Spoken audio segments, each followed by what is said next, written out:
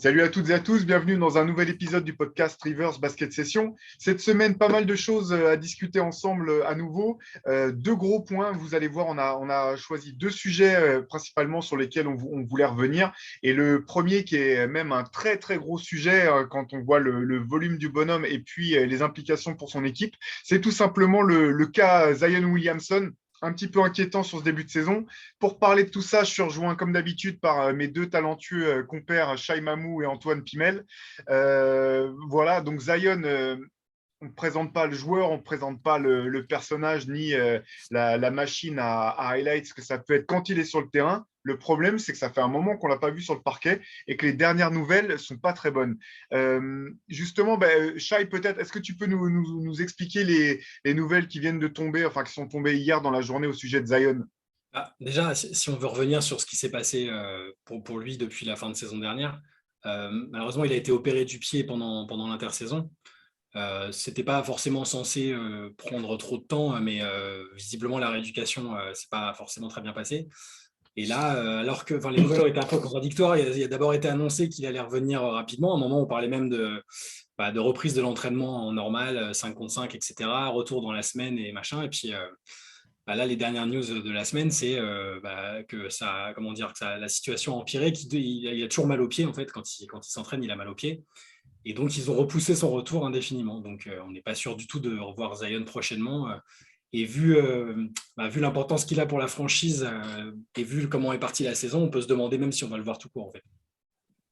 Ouais, parce que c'est vrai que la grosse inquiétude, finalement, elle était survenue dès même avant le début de la saison, parce que durant l'été, le club se montrait plutôt confiant sur le fait que Zion serait là dès le premier match de l'année. Zion lui-même avait dit les mêmes choses. Et c'est vrai que dès qu'on avait vu les premières photos de Zion au moment de la pré-saison, on avait été un petit peu alerté en voyant le gabarit du bonhomme qui avait été annoncé jusqu'à quoi, plus de 160 kilos, si je ne me trompe pas, avec le recul. C'est ça, quelque chose comme ça, Ouais, non? ouais. 150, ouais.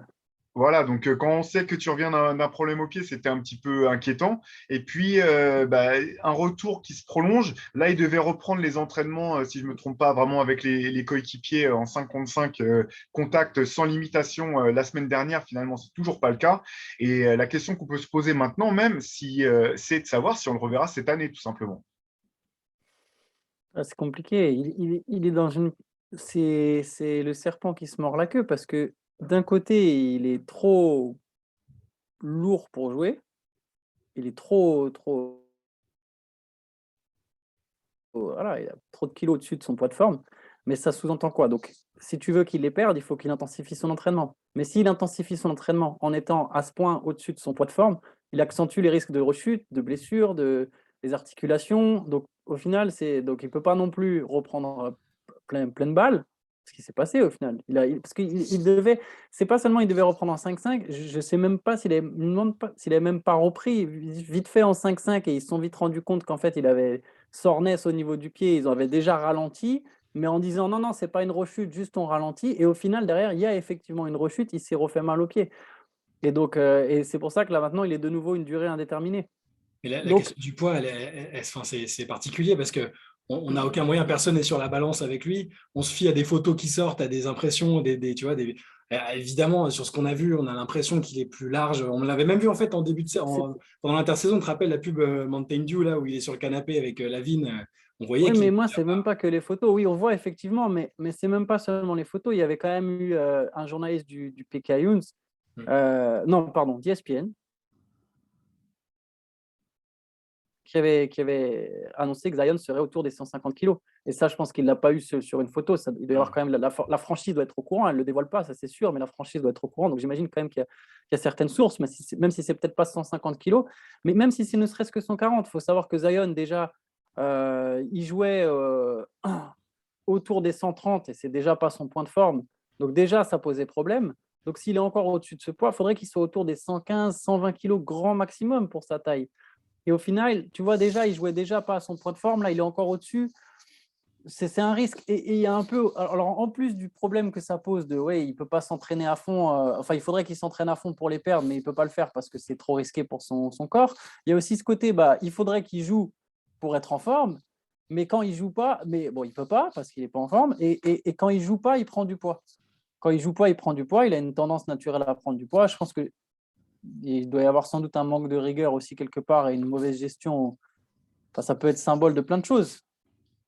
Mais il y a vraiment, c'est un cercle vicieux dans lequel il est enfermé, dans lequel la franchise est enfermée. C'est dur de l'imaginer revenir là. La franchise n'ose pas, enfin, c'est aussi ça le souci, c'est que la franchise n'ose pas le contrarier parce que la situation contractuelle est un peu touchy et que du coup, il y a certaines sources qui disent qu'il n'est pas si sérieux que ça au niveau de la rééducation. Je ne sais plus quel journaliste cette semaine disait qu'il s'endormait pendant les séances vidéo, qu'il n'était pas hyper rigoureux sur les séances d'entraînement de rééducation. Oui, donc comme tu dis, le serpent qui se mord la queue, c'est un peu ça là. Oui, puis c'est vrai qu'il y a la problématique se pose à court terme et à long terme parce que même si des journalistes proches du club avaient l'air de laisser entendre que quand même Zion, depuis le début de saison, il s'était quand même vraiment remis en forme, que son poids avait vraiment baissé de manière notable. Reste que il a un gabarit et un profil physique qui est littéralement hors norme et qui fait que même à son poids de forme, il va rester lourd. Il va rester l'essentiel une grosse partie de son talent vient de ses qualités explosives, de ses capacités athlétiques à attaquer le cercle, etc. Et donc, c'est vrai que sur le long terme, il y a quand même cette inquiétude. Parce qu'on sait à quel point les problèmes de pied posent problème pour des joueurs de grande taille ou des joueurs lourds.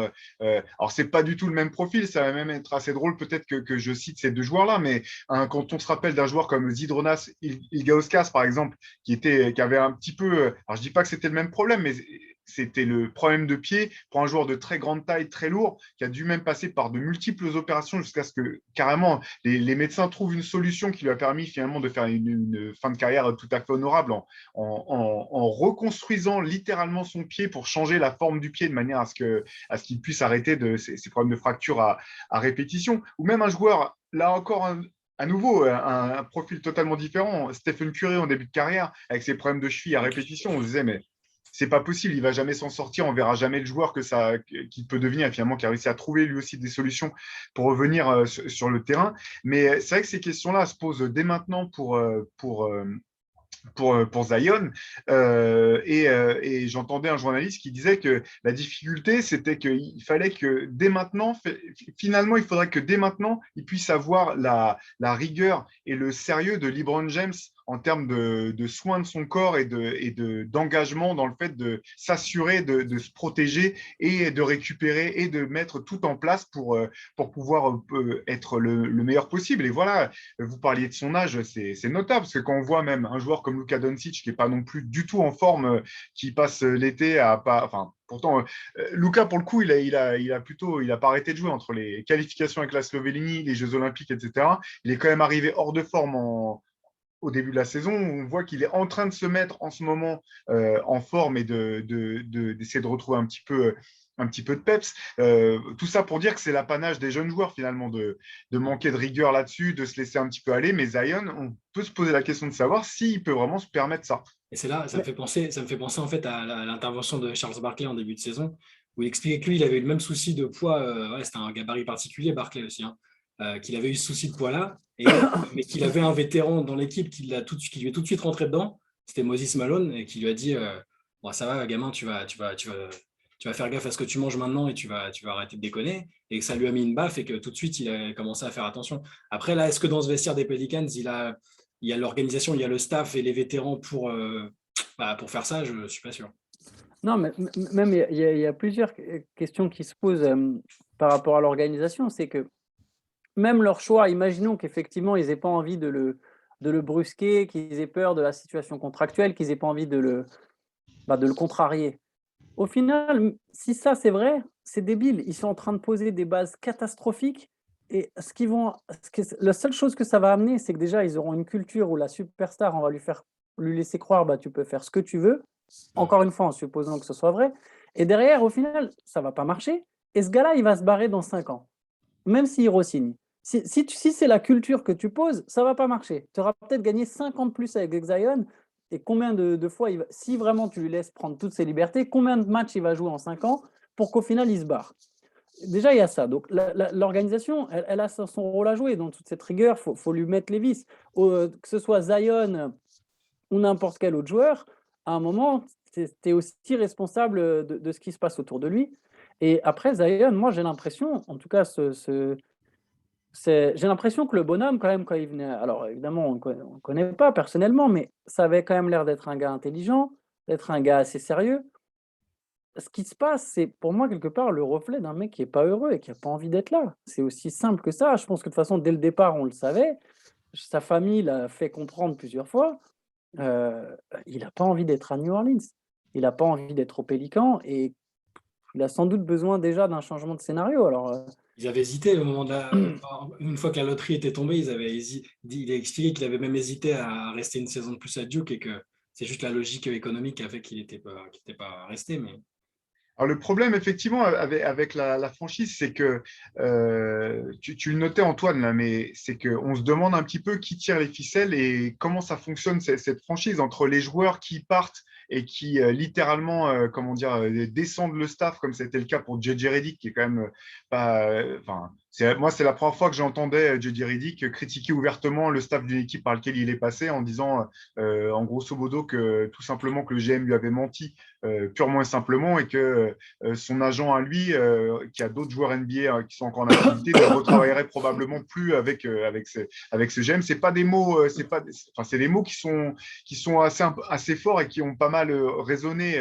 à travers la NBA. Et puis on peut se rappeler que déjà dès l'an dernier ou dès sa saison rookie, je me rappelle plus précisément dans le cas de Zion, mais il y avait déjà des frictions entre le comment staff dire médical la et les famille joueurs, ouais. entre le club et le joueur qui manifestement n'étaient pas sur la même longueur d'onde sur soit les timings pour que Zion puisse revenir sur le terrain, soit sur les soins en eux-mêmes. Enfin, tout ça, c'est quand même des choses qui me semblent un petit peu compliquées. Et pour clarifier un peu la situation par rapport à ce que tu disais, Chat, et pourquoi est-ce que pourquoi les Pélicans ne peuvent pas se permettre de se louper. Parce ça fait longtemps qu'on l'a pas vu sur le terrain, donc je vais rappeler quand même quelques stats de Zion de l'an dernier. Zion l'an dernier, donc c'était 27 points à 61,1% de réussite, 7,2 rebonds, 3,7 passes.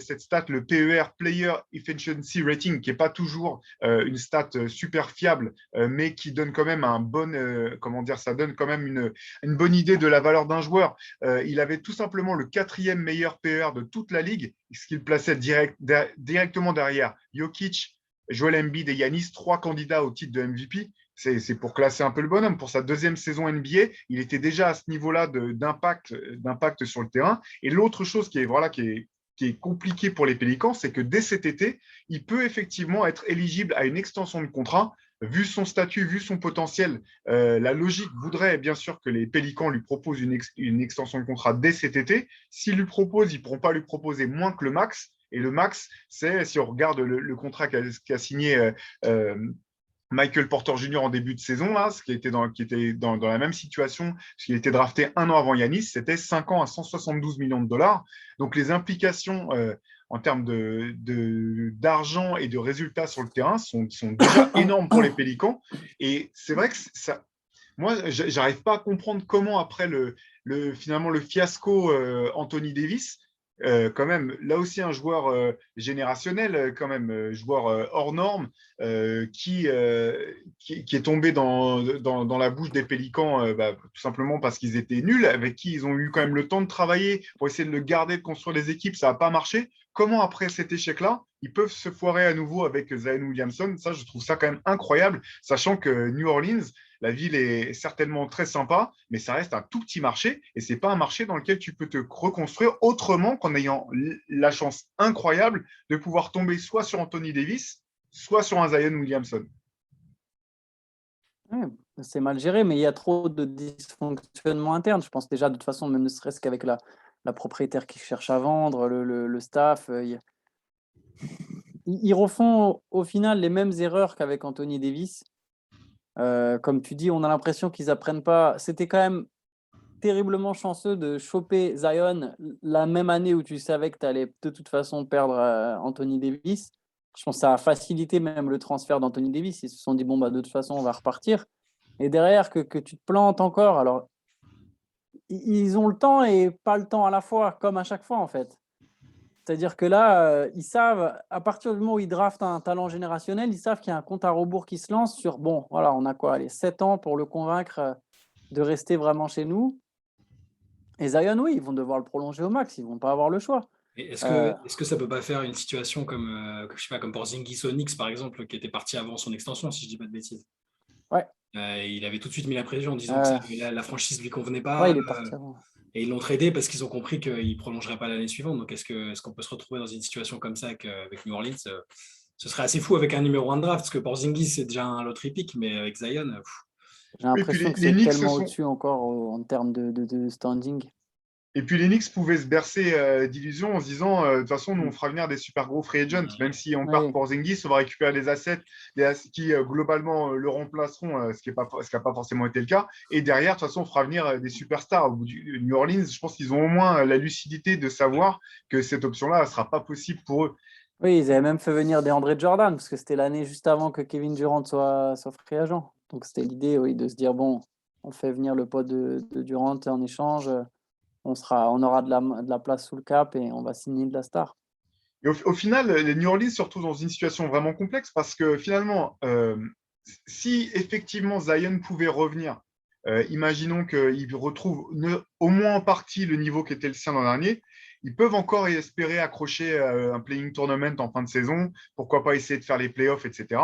Et dans le cas contraire, on peut se demander même si la meilleure option pour eux, ça serait pas peut-être de faire Mais machine si, arrière, se dire cette année c'est mort, autant qu'on tanque au maximum, qu'on perd le plus de matchs possible pour essayer de choper peut-être encore une fois un joueur de très grand standing à la draft. mais moi, clairement, c'est sur quoi je me tournerai à leur place. Alors, ça fait bizarre à dire, mais déjà, si ils ont plein de pics, ils en ont récupéré plusieurs des Lakers, même si ce n'est pas forcément des pics très haut placés. Je pense qu'ils en ont même d'une autre équipe. Je suis désolé, je ne l'ai pas De sous toute les façon, yeux. Mais quasiment tous les picks sont ouais, des trois prochaines drafts sont ouais, soit au c'est KC, soit soit à à New New Orleans. Orleans.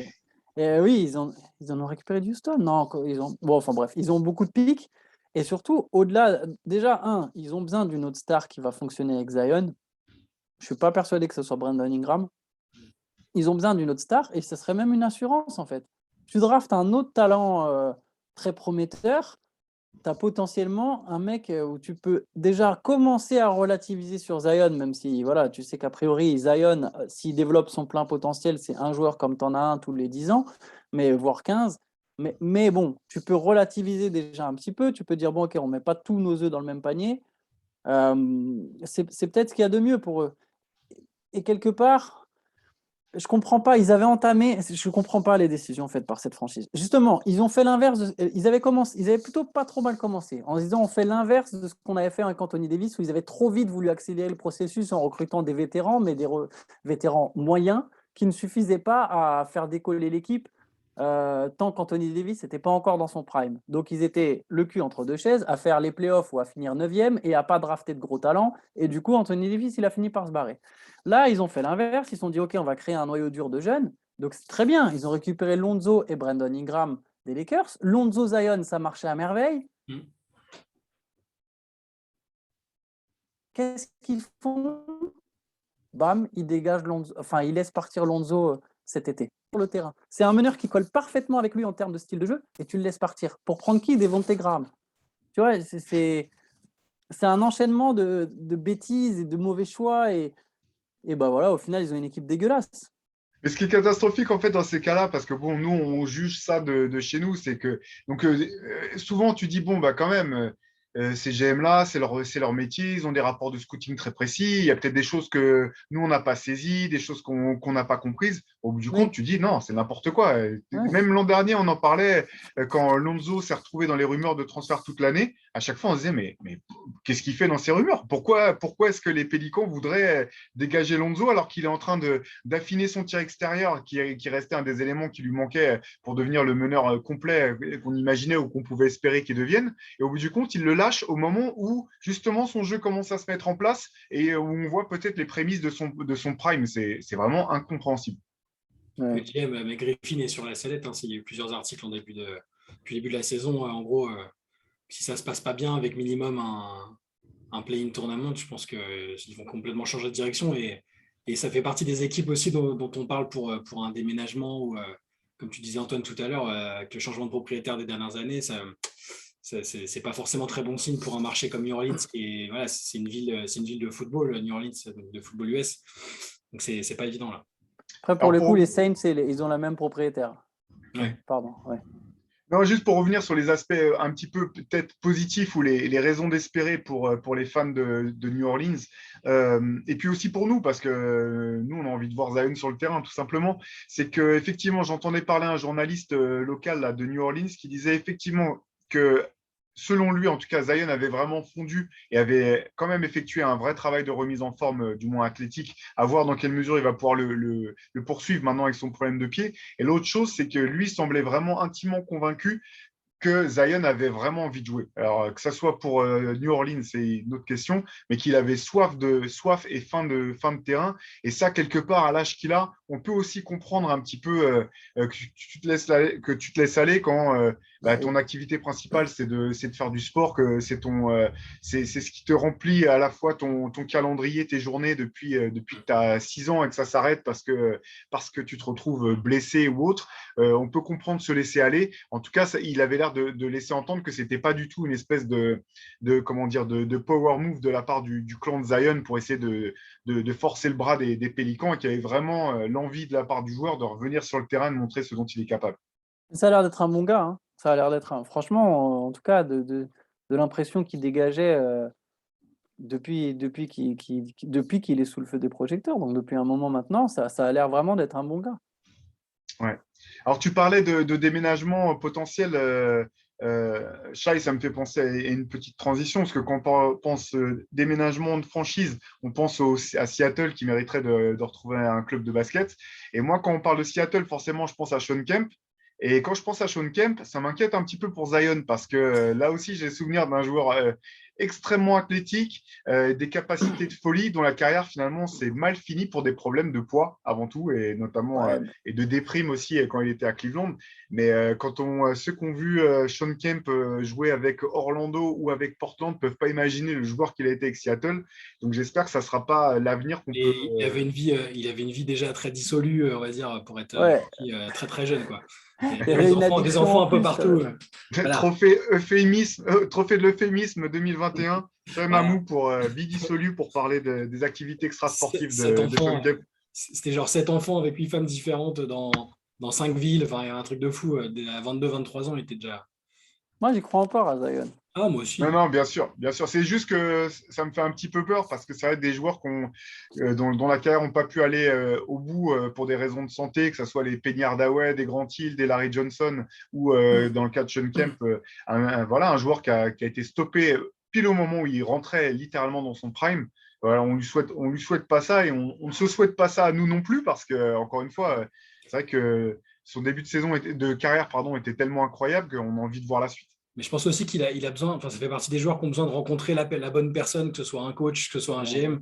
Parce qu'avec Van Gundy l'année dernière, honnêtement, enfin, il était pro, hein, il a fait le job, Zion, il a fait une très belle saison, il est All-Star, mais l'équipe dans l'ensemble, ça n'a pas matché avec Van Gundy. Et on sentait même lui qu'il était agacé quand il parlait des drills en défense, enfin, de tout ce qu'il y avait à faire à l'entraînement, ça ne lui convenait pas, quoi.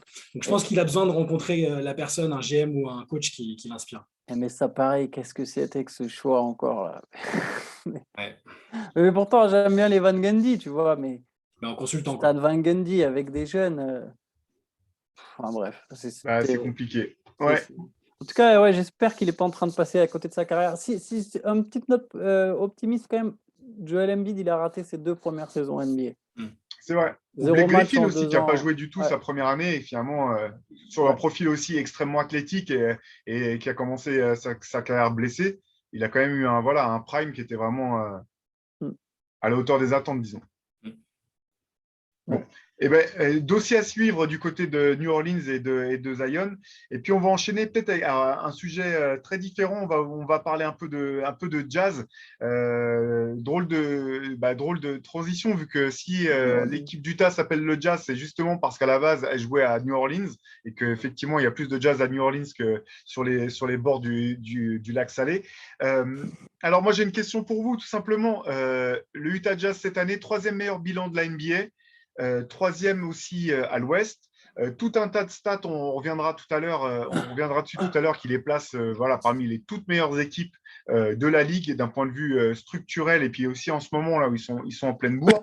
Pourquoi personne ne respecte le Jazz? Pourquoi personne ne parle d'eux comme des candidats au titre, vraiment des contenders établis, voire parmi les plus gros prétendeurs, les plus gros contenders pour le titre? Pourquoi ce manque de respect? Parce que je pense que tout le monde les respecte en tant qu'équipe de saison régulière. Tout le monde les respecte peut-être même en tant que finaliste de conférence, on va dire.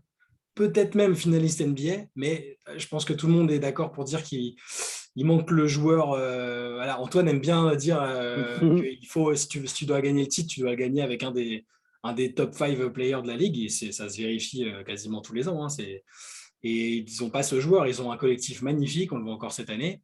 Donc, ils sont respectés en tant qu'équipe, mais pas en tant que vainqueur potentiel. Donc, à moins, c'est le genre d'équipe, s'il n'y a pas une configuration favorable jusqu'au bout et avec un adversaire diminué en face, c'est sûr qu'on a du mal à les imaginer. Après, franchement, ils sont kiffants à regarder. Moi, j'aime bien, collectivement, c'est fort, défensivement, c'est fort. Même en attaque, en fait, hein, ça shoot bien. Tu sens que l'équipe, elle vit bien, comme on dit. Il y a plein de bonnes choses, hein. Ils ont surmonté des trucs. Enfin, quand on pense qu'on leur promettait l'implosion avec l'histoire du Covid, avec Mitchell et Rudy Gobert, enfin, ils s'en sont vachement bien sortis au final. Donc, ils sont respectés, mais il leur manque quand même le truc qui fait qu'on. Personne ne peut dire aujourd'hui, c'est sûr, ils sont favoris pour le titre. Je les vois battre tout le monde, c'est compliqué. Après, Mitchell fait très peu de passes décisives à Rudy Gobert. Si vous voulez, je vous trouve la stat, mais genre pour le temps qu'ils passent ensemble, c'est ridicule le nombre de passes qu'il a au Gobert. Il fait pas de passe tout court, en fait. Oui, oui, voilà, je chipote, je rigole. Mais je vais vous trouver la stat, je vais regarder juste après. Mais qu'est-ce que je voulais dire? Donc, pour répondre à ta question, Théo, si je comprends bien, c'est pourquoi au final ils ne sont pas plus respectés du grand public un peu en tant que vainqueur, comme a dit Shai, genre comme vainqueur potentiel. Oui, oui, c'est C'est ça, parce qu'au bout du compte, l'an dernier, ils ont fait la saison, ils ont été premiers de toute la ligue du début à la fin. Cette année, ils sont à nouveau dans les trois meilleurs, et pourtant, on entend parler on parle de Phoenix, on parle des Warriors, on parle des Nets, on parle même des Bucks, alors qu'ils ont eu un début de saison galère, compliqué. Parfois, on parle même encore des Lakers, et on ne parle pas du Jazz. Alors, moi, je pense qu'il y a trois raisons. Là, même si elles ont déjà toutes été plus ou moins avancées par Shai, je pense que la première, c'est, voilà, comme tu as dit, Shai, le fait qu'on les voit comme une équipe de saison régulière. Comme ils n'ont jamais passé ce cap en playoff, ils ont quand même fait à chaque fois sortir au second tour malgré des belles saisons régulières, même pas en finale de conférence, quoi, au second tour. Et la dernière fois, par une équipe des Clippers à qui il manquait son meilleur joueur. Comme ils n'ont pas passé ce cap, il y aura toujours, tu vois, c'est comme quand tant que les Bucks n'étaient pas champions, il y avait cette même limite étiquette collée sur Budenholzer, sur Giannis, sur Middleton, etc. Là, c'est le même principe. Il y a l'étiquette qui est collée. Ah, mais non, c'est une équipe de saison régulière. Ça, c'est la première raison. La deuxième, je pense effectivement le fait qu'il n'y ait pas une vraie superstar. Donc, si tu veux, déjà, tu es perçu comme une équipe de saison régulière qui ne passe pas le coche, mais en plus, tu n'as pas forcément la superstar absolue que les mecs se disent, ah bah lui, de toute façon, il peut peut-être te porter plus haut. Et la troisième raison, un peu injuste et mineure, je dirais, mais qui est quand même une raison, c'est parce que c'est Utah et que ce n'est pas un marché qui fait kiffer, ce n'est pas un marché qui fait rêver. Et du coup, ça n'a pas le même impact auprès du grand public. Même si je pense que c'est surtout les deux premières raisons. Alors justement, je vais continuer à vous embêter un petit peu là. Mais c'est ma deuxième grande question. Pourquoi est-ce que Rudy Gobert aujourd'hui on ne parle pas de lui, même chose, pour les candidats au titre de MVP? Pourquoi est-ce que quand on dit il leur manque un joueur top 5, Rudy Gobert, on ne pense pas à Rudy Gobert comme étant potentiellement dans ce top 5-là. Avant de vous laisser la parole, je vais juste simplement sortir quelques stats de Rudy cette année. Donc 15,1 points, 14,6 rebonds. Donc Rudy, c'est meilleur rebondeur de la ligue, quatrième au contre, meilleure adresse avec 73,4% de réussite au tir. Il est premier au win share et au defensive share. Il est deuxième meilleur au defensive rating, juste derrière Draymond Green. Et il a également le meilleur offensive rating, c'est-à-dire que quand il est sur le terrain, son équipe est l'équipe qui met le plus de points par 100 possessions. Et voilà, tout un tas de stats, sachant que là, on a le sentiment que Rudy, il est un petit peu il rentre vraiment dans le prime de sa carrière. Défensivement, il sera encore parmi les candidats au titre de meilleur défenseur de l'année. On peut même penser que finalement, le plus gros argument pour le fait qu'il ne soit pas élu cette année, ça serait qu'il l'ait déjà été par le passé et qu'à un moment, souvent, on se dit il faut que ça change. Finalement, quand on voit à la fois ses résultats individuels et son impact clair sur le jeu de son équipe. Comment ça se fait que du moins la perception qu'on a de Rudy Gobert, c'est pas la même perception qu'on peut avoir de. Alors, je compare pas les joueurs, hein, je compare pas les joueurs ni leurs capacités, mais au bout du compte, ce qu'on salue quand on voit les performances de Stephen Curry ou de LeBron James, par exemple, pour ne citer que ces deux-là, c'est leur impact global sur le jeu de leur équipe. Et Utah, clairement, peut-être même, tout autant que Stephen Curry aux Warriors ou LeBron aux Lakers, le jeu est construit autour de son impact des deux côtés du terrain. Mais en fait, si Gobert n'est pas plus mis en avant ou plus évoqué pour être MVP, c'est juste parce que ce n'est pas un joueur offensif, en fait. Si on prend juste sur le terme valuable, c'est peut-être c'est un candidat MVP évident parce que il fait jouer tout le monde autour. Les équipes adverses, elles préparent des stratégies juste pour le faire sortir de la raquette pour affaiblir Utah. C'est un joueur, c'est un MVP, c'est un joueur fondamental. Mais je ne sais pas s'il rentre dans la catégorie des joueurs dont on parlait avant, des top 5 attaquants. On aurait peut-être dû préciser parce que dans les top 5, au final, Giannis, il marque beaucoup de points. Kawhi, par le passé, il marquait beaucoup de points. Les KD, Curry. Et là, Rudy, c'est un monstre absolu en défense. C'est un joueur qui fait mieux attaquer son équipe. Il fait aussi beaucoup avec ses écrans, avec l'attention qu'il monopolise. Mais ce n'est pas un joueur qui score beaucoup. Et du coup, on ne le considère pas en tant que tel. Et on est dans une ligue qui valorise surtout l'attaque. C'est injuste. Mais ça n'en est pas moins le joueur le plus important de Utah. Hein. Au final, moi, je me pose plus la question autour de Mitchell, en fait. Parce que Rudy il mérite d'être encensé, finalement. Mais moi, il y a un truc, c'est que je le vois pas dans le top 5, en fait, même si ses stats montrent qu'il a plus d'impact que d'autres joueurs, en fait. Si on reste sur le principe du top 5 player, déjà, les stats du rating sont délicates parce que c'est des stats individuelles pour quelque chose de collectif. Donc, quelque part, elles dépendent aussi de comment ça marche autour de toi. Donc, bref. Mais ça pour dire, même s'il est numéro 1 sur le net rating, je ne le vois pas comme un top 5 player. Par contre, je pense que c'est une superstar. Je commence à prononcer ce mot pour Rudy. Je pense que c'est une superstar, mais vraiment atypique. Ou en tout cas, c'est une star atypique. Tu vois. C'est clairement une star, mais dans un rôle différent. Une superstar, il y a un peu la notion de savoir créer son tir, ce que lui, tu ne peux pas faire. Tu ne peux pas tourner un système offensif. Tu peux tourner ton système défensif autour de Rudy, mais tu peux pas. Rudy, tu ne peux pas faire comme Nikola Jokic ou Joel Embiid. Tu veux pas pouvoir. C'est impossible de tourner ton attaque autour de lui. Même Joakim Noah, quand il termine 4e du MVP, l'attaque des Bulls tourne autour de lui. Alors Rudy, il est très important. Je ne suis pas tout à fait d'accord parce que Utah, j'ai quand même le sentiment que l'attaque tourne autour des capacités offensives de Rudy, mais sans qu'il ait le ballon. J'allais te dire, il contribue avec ses écrans. Ces écrans sont un élément essentiel de l'attaque de Utah parce que comme ils n'ont pas beaucoup de gros créateurs balle en main, ils se servent vachement de ces écrans pour se créer des tirs ouverts, notamment.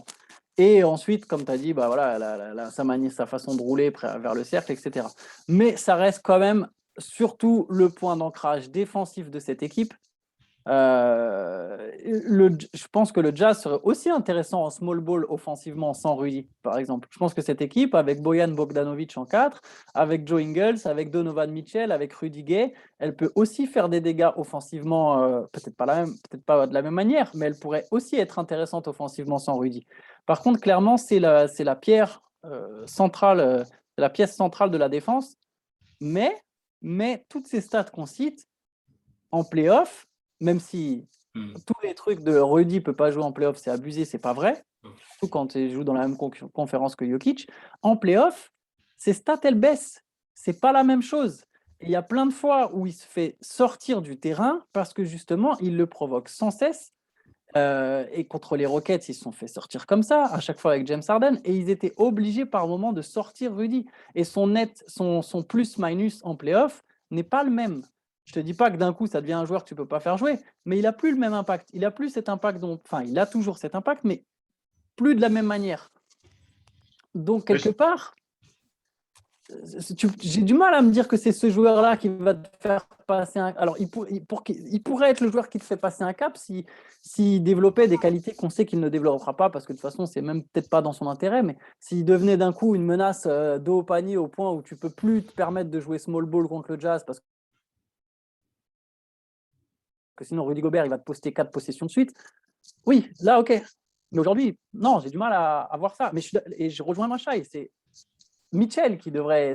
La ligue, elle appartient aux mecs qui ont la balle entre les mains. C'est Mitchell qui doit passer le cap.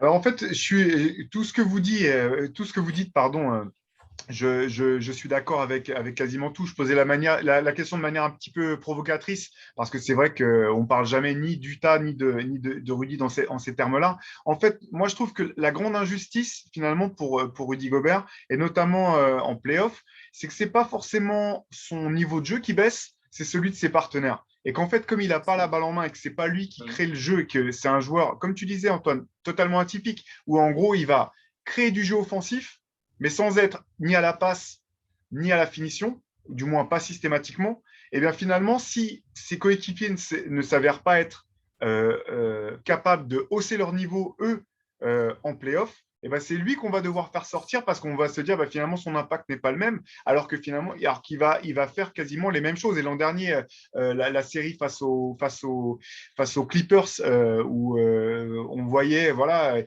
faut sortir Rudy, il est pas là, il n'arrive pas à défendre, à à protéger le cercle comme d'habitude. C'est surtout que les extérieurs se faisaient passer dans tous les sens et qui se retrouvaient dans une situation qui était inextricable pour lui.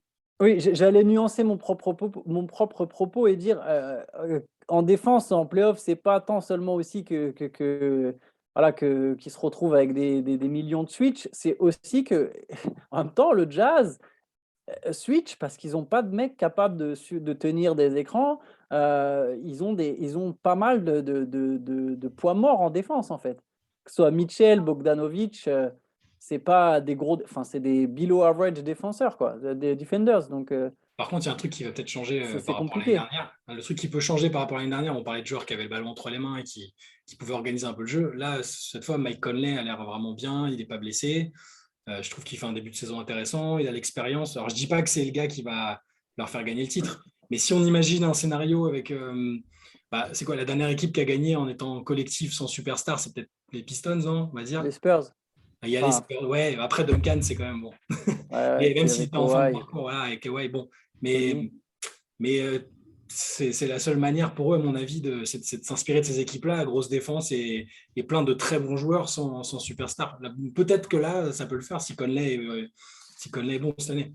Mais en plus, pardon, excuse-moi, c'est pas qu'une grosse défense, c'est surtout une grosse attaque, en Ouais, fait, cette le année, Jazz. C'est ça le plus fou. C'est ce que j'allais dire, pardon, avant, je te laisse la Ouais, parole oui. après, Antoine, mais cette année, Vas-y. effectivement, c'est tout simplement la meilleure attaque de NBA, à la fois au nombre de points marqués et à l'offensive rating. Donc, cette année, étonnamment par rapport aux années précédentes, ils ont commencé très fort tout de suite en attaque et maintenant, leur défense commence à monter en puissance et à être au niveau de leur standard habituel. Mais en fait, l'an dernier, ils étaient aussi bons en attaque. Là, juste, ils le sont encore plus, mais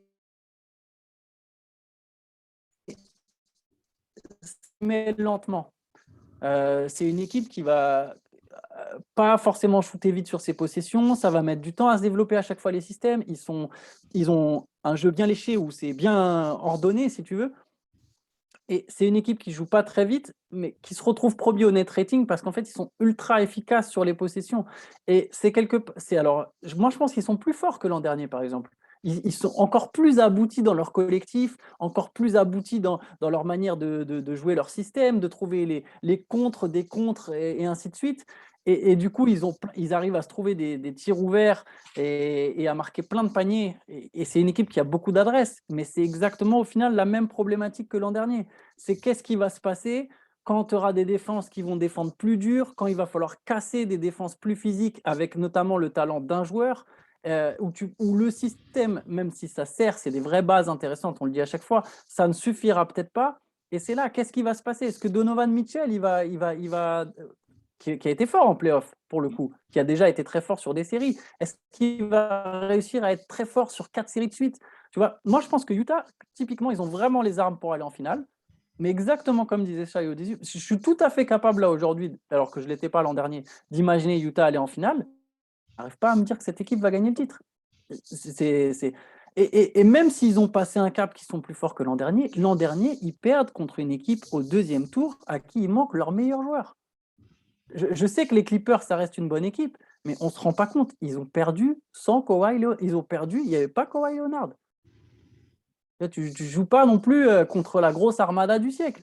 C'est une très bonne équipe, physique, etc. Et voilà, ils ont physique, tu casses le système adverse, et derrière, bah, tu n'arrives plus à. Alors, il y a Terrence Mann qui sort un gros match, mais tu vois ce que je veux dire. Il y a quand même encore une vraie marge. Je pense qu'ils sont à la fois pas loin des finales et à la fois très loin du titre. C'est très bizarre, c'est un paradoxe, si tu veux. Enfin, Non, voilà. mais tout ce que tu dis a beaucoup de sens et effectivement, je partage ton avis là-dessus. Pour moi, la question de savoir en playoff, c'est si l'adresse assez extraordinaire là, Ouais, se qu'a maintient, ouais. le Jazz en ce moment saura être au niveau face à des défenses qui seront organisées spécifiquement pour les contrer. Ouais. Tout à l'heure, c'était toi, je crois, Antoine, qui parlait de Budenholzer. On se rappelle de ces très belles équipes avec Atlanta qui cartonnaient en saison régulière et quand ils arrivent en playoff, finalement, c'était le même problème. C'est que les tirs commençaient à moins bien rentrer. C'est-à-dire que les fenêtres de tir qui sont relativement ouvertes en saison régulière, bah, elles ne le sont presque plus en playoff. Et là, il y a une vraie différence entre un shooter élite type Ray Allen et un shooter d'élite comme Joe Harris. Sans no disrespect pour Joe Harris, mais c'est là qu'il y a un vrai gap en fait, qui se voit pas dans les stats en carrière, mais qui se voit dans les stats en playoff. Et l'autre question, c'était défensivement, même chose.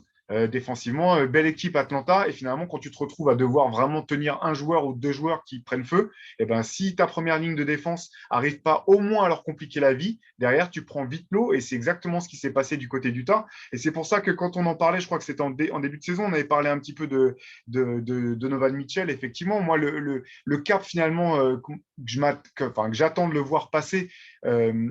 Parce que c'est un joueur qui bosse manifestement beaucoup, qui continue à passer des paliers saison après saison. Mais moi, j'ai le sentiment qu'à ce stade de sa carrière, le plus gros palier qui lui reste à franchir, c'est le palier défensif, en fait. C'est-à-dire qu'offensivement, c'est déjà très fort sur pick and roll. On sait qu'il peut mettre des paniers de la gagne, qu'il peut prendre feu si besoin. Mais le moment où il sera capable de faire ça et aussi de pouvoir stopper le meilleur adversaire, le meilleur extérieur adverse sur une possession, deux possessions peut-être par match, moi je pense que ça pourrait changer, enfin pas par match, mais je veux dire dans les moments chauds, ça pourrait changer vraiment dramatiquement le potentiel de cette équipe. C'est compliqué, c'est compliqué. Peut-être qu'il peut y arriver, hein. Il y a des joueurs. Faut rappeler qu'il fait 1m85 et que c'est pas le plus. Il est athlétique, hein. Il va claquer des dunks monstrueux parfois, mais c'est pas aussi simple pour des joueurs de cette taille-là d'aller défendre sur des extérieurs plus grands, plus athlétiques. C'est aussi ça qui le limite défensivement, à mon avis. C'est vrai, c'est vrai. Et le problème, finalement, c'est un peu paradoxal parce que cette équipe, d'un côté, elle est très bien construite, elle est très cohérente, notamment, enfin voilà, et on ne peut pas avoir ce niveau en attaque et puis un niveau en défense comme ça si l'équipe était mal construite. Et en même temps, pour les playoffs, défensivement, il y a, à mon sens, mis à part Rudy et quelques autres par-ci par-là, trop de joueurs qui dépendent du système défensif pour être très forts défensivement. Et c'est ce qui leur pose problème, c'est ce qui leur a posé problème pardon, les années précédentes. Joe Ingles, qui est un très très bon défenseur, très très bon défenseur, eh ben, tu sais que s'il doit se retrouver simplement sur une isolation brute face à Paul George, et que derrière, il y a un joueur qui a un temps de retard sur une rotation ou qui lui aussi est pris à l'opposé pour X raisons, il ne pourra pas tenir son duel. Alors que c'est un très très bon défenseur. Je ne remets pas en cause ses qualités défensives. Ouais, justement, Ingles, il était invité du podcast de JJ Redick cette semaine-là. Et il expliquait que, en gros, c'était Royce O'Neal qui était envoyé sur le meilleur joueur à chaque Oui. fois. Et que lui, que Ingles, sa qualité défensive, c'était parce qu'il savait qu'il avait Gobert derrière qui protégeait le cercle. Mais un joueur comme Royce O'Neal, c'est pas mal aussi. C'est vraiment un très bon défenseur, hein. Non, Mais, mais C'est leur seul effectivement, stopper. mais tu as raison.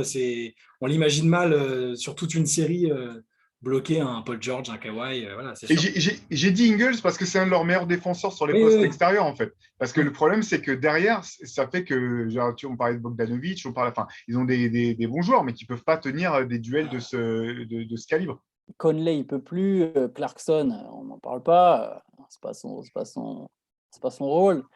Ils ont que Royce O'Neal en fait comme stopper extérieur. Et aujourd'hui, alors c'est bien d'avoir un Rudy quand tu vas jouer Jokic, sachant que Jokic traditionnellement quand même pris pour habitude de mettre quand même des cartons dans la tête de Rudy. De toute façon, Mais, Jokic, pour le stopper, à part, oui, à part voilà, mais DeAndre bon, Ayton, j'en ai pas vu un qui a voilà, mais réussi ça à reste ralentir ces intéressant dernières d'avoir années. Rudy dans le cadre de ce match-up. Mais derrière, tu vas pas jouer contre beaucoup d'équipes où voilà, il y a un Jokic et un Embiid dans la ligue, quoi. La plupart, il faut que tu aies quand même des bons stoppers extérieurs. Les meilleurs scoreurs seront sur les ailes ou dans le backcourt, et c'est là où tu vas avoir besoin de stoppers. Tu vas pas envoyer Rudy en mission sur Stephen Curry ou sur Chris Paul, tu vois. Et sur ça, tu as Royce O'Neal, le pauvre. Il sait que c'est pour lui tous les soirs, quoi. En playoff, et Royce O'Neal, c'est pas l'attaquant le plus talentueux, même si au moins il se démarque avec un bon tir à 3 points, donc c'est parfait. Ils sont capables de l'utiliser. Hein, c'est pas non plus, il vient pas faire que défendre, il peut mettre des tirs. Mais voilà, tu es obligé de le faire jouer longtemps en playoff parce que c'est ton seul gars qui est vraiment à même de ralentir la star adverse. Sur ça, ils se sont pas beaucoup renforcés d'ailleurs. Il y avait peut-être quelque chose à faire et après c'est compliqué, mais Ouais, compliqué la situation d'Utah. En tout cas, bah quand même, on le souligne encore, il faut une saison dont on parle peu, mais qui est vraiment remarquable. Comme disait Shai, c'est quand même du beau jeu, du beau basket à voir jouer. C'est vraiment, vraiment très plaisant. Reste cette question comment dire, de plafond. Après tout, c'est vrai que par le passé, même si les Bucks avaient un joueur comme Yanis, ok, à l'impact très différent de celui que peut avoir Rudy Gobert, c'est pas du tout les mêmes joueurs. Mais finalement, l'an dernier, comme tu disais Antoine, jusqu'à ce qu'ils arrivent à arracher eux-mêmes l'étiquette de bonne équipe de saison régulière, une fois qu'ils l'ont fait, ils ont totalement changé à la fois de trajectoire d'identité au sein de la ligue. C'est pas impossible que Utah puisse le faire. Il y a quand même pas mal de points d'interrogation. C'est vrai qu'encore une fois, comme toujours en playoff, tout sera affaire de match-up. Et puis cette année, plus encore que les autres années, ou du moins plus qu'avant, aussi est-ce que les joueurs seront disponibles, qui sera malade, pas malade, qui sera revenu en forme, oui. qui sera blessé, pas blessé. On sait que ça, c'est une loterie qui est quand même triste. Et c'est vrai que pour le coup, Utah a cette chance, c'est que Rudy Gobert, il est quand même très rarement blessé. Franchement, à part Ouais. quelques pépins de genoux il y a quelques saisons, depuis, il est quasiment tout le temps là et toujours dans ses standings. Donc ça, au bout du compte, ça pourrait être encore une fois comment dire, un argument en faveur d'Utah quand on voit voilà, à quel point les choses tiennent à peu de choses finalement. Oui, ils ont la place. Vous voulez la stat? Je vous donne juste la stat quand même pour les amateurs des théories du complot. Donovan Mitchell, il a fait 17 passes décisives pour Rudy Gobert depuis le début de la saison. Il a fait autant de passes décisives pour Hassan Whiteside, qui doit jouer 3 fois moins de temps que Gobert avec Mitchell. Voilà. Il Ce a qui fait serait bon, autant de passes pour Whiteside que pour Gobert. ça serait bon d'avoir la stat parce que Rudy, une stat que j'ai pas signalée, c'est qu'il est premier à ce qu'on appelle les screen assists. Maintenant, Ah oui. 6,8 par match, en gros les écrans qui donnent un panier directement. Je pense qu'il y en a quand même pas mal qui sont pour Donovan Mitchell, donc effectivement, on peut certainement crier au complot. Du côté de Mitchell, mais Rudy, on lui fait confiance, c'est plutôt l'autre. Oui, exactement. Ah, bah, après, c'est une stat comme ça, mais Bon, allez, c'est bien. une petite question pari pour finir. Vous pariez, si votre vie en dépendait, vous parieriez sur quoi? Utah Jazz champion NBA 2022 ou Zion Williamson qui arrive à jouer au moins 25 matchs de grand standing cette année? Ouah, 25 matchs. 25 Ah, matchs, il faut qu'ils reprennent quand? Bientôt. Hein. Ah, s'il reprend en mars, ça passe les 25 matchs. Ouais. Ouais, mais s'il doit reprendre et puis pas jouer de back-to-back ou jouer que Ah dans les ouais. villes où il n'y a pas de Oui, KFC, puis en plus, après, en avril, c'est là, tu sais, qui repose les stars. Ah, c'est dur. je crois que les deux vont pas arriver en les fait. Pélicans, ils ont pas l'occasion de laisser se reposer des stars, hein, parce que s'il revient à ce moment-là et qu'ils veulent faire les playoffs, Non, mais ils seront trop loin des playoffs. Hein. Ah, t'es gentil là avec le play-in, mais c'est mort là déjà. Mais quand tu vois les séries de victoires d'équipes improbables, enfin, on sait Ouais, jamais, mais hein, ça se gratte. oui, Hein. oui, oui, bien sûr, bien sûr. Oui, non, en plus, l'Ouest est très ouvert pour le coup. Ah, franchement, elle est dure ta question. Ah, moi, je vais dire quand même Champion NBA? les 25 matchs pour Zion, je vais dire quand même. Allez. 25, ça me paraît. J'ai l'impression que tu as bien étudié ton chiffre et tu t'es dit, eh, c'est juste assez pour. les chiffres et moi, ouais, c'est. Voilà, donc je vais dire, moi je dis les 25 matchs de Zion. Ouais, ils Je pense sont qu'ils vont le faire derniers jouer à l'Ouest, les obligatoirement. Pélicans. Ouais, je veux dire les 25 matchs. Je suis pas sûr qu'il arrive à 25, mais je veux dire les 25 matchs, allez. Allez, moi, je vais parier sur Utah. Comme ça, si je gagne, je vais rappeler la mise parce que je pense que si je plaçais ce pari-là à Vegas, la cote ne serait pas en ma faveur. Voilà, on va finir là-dessus. On se retrouve de toute façon la semaine prochaine. Comme d'habitude, bonne journée, profitez bien des matchs NBA et des matchs de basket. Antoine a eu l'occasion d'aller voir un très beau match de BetClick Elite cette semaine dont il vous a parlé sur Basket Session. Vous pouvez aller voir ce que ça donne si vous n'avez pas encore vu ça. Et puis, on se retrouve la semaine prochaine. Ciao! Yes, ciao les gars. Yo.